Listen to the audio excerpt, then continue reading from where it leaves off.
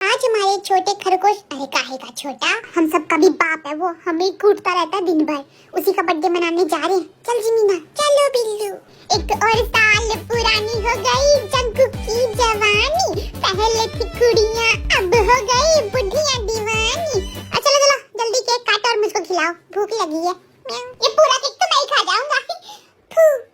अब चलो गिफ्ट दो मुझे। ए बिल्ले गिफ्ट दे। मैं गिफ्ट में खुद को दे रहा हूँ, तेरी गोदी में बैठ जाता हूँ। ले, तू है ना, पप्पी भी ले सकता है। ले ले ले ले।